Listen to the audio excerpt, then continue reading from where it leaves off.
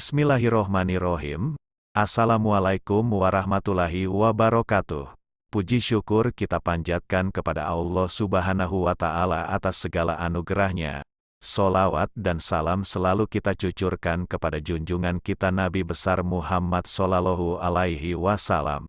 Harapan dan doa saya semoga saudaraku semuanya selalu diberikan kesehatan, dilapangkan rezekinya, diampuni dosa-dosanya dan dipanjangkan umurnya. Amin ya rabbal alamin. Sahabat beriman yang dirahmati Allah. Al-Quran merupakan mukjizat terbesar Rasulullah dan yang teragung dibanding semua mukjizat yang pernah ada sepanjang masa. Bagaimana tidak?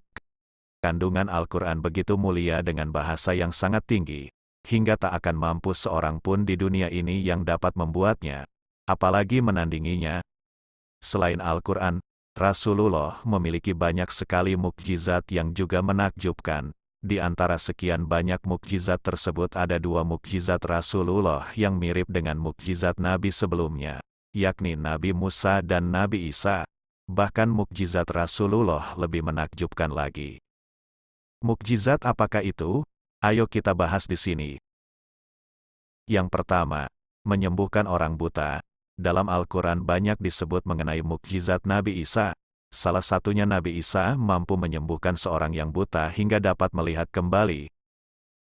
Mukjizat ini terulang pada Nabi kita Muhammad Sallallahu Alaihi Wasallam. Disebutkan dalam sebuah hadis Rasulullah menyembuhkan mata Qatadah yang tertusuk busur saat perang.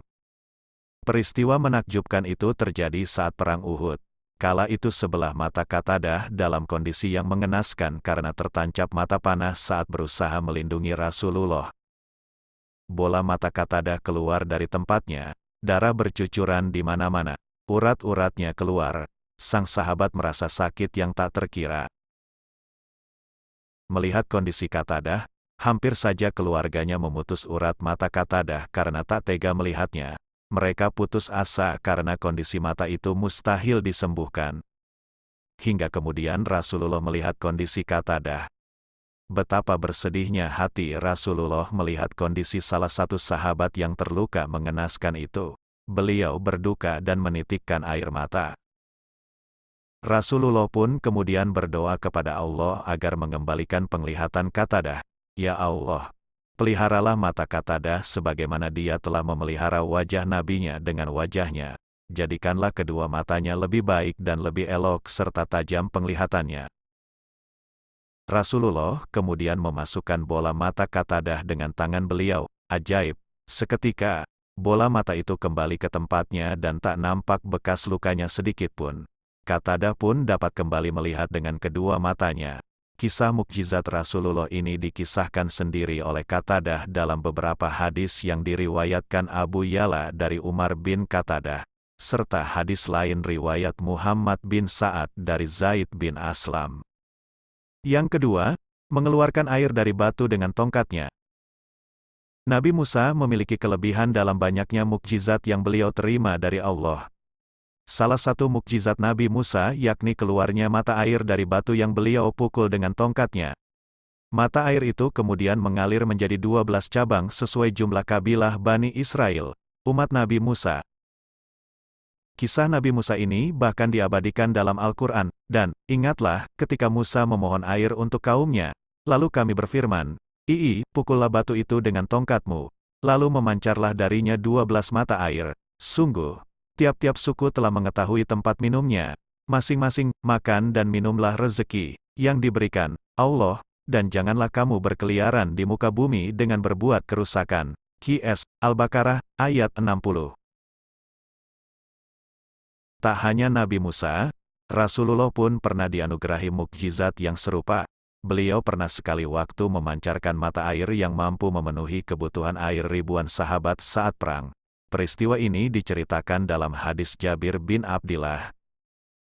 Jabir mengisahkan bahwa saat perang Hudaibiyah, para sahabat tertimpa kehausan yang teramat sangat. Mereka pun kemudian menemui Rasulullah dengan wajah yang memelas karena tak mendapati air untuk minum maupun berwudu.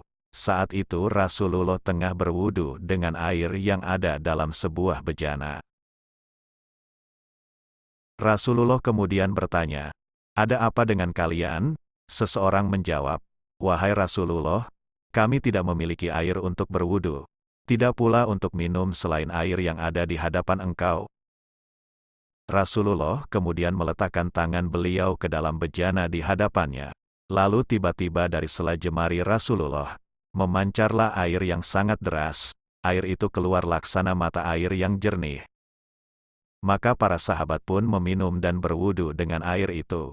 Saat Jabir ditanya berapa jumlah sahabat yang hadir saat itu, ia pun menjawab, "Seandainya jumlah kami 100.000, niscaya air itu akan mencukupi kami.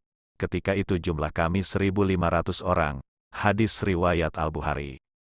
Sekian, semoga bermanfaat. Wabillahi taufik wal hidayah. Assalamualaikum warahmatullahi wabarakatuh.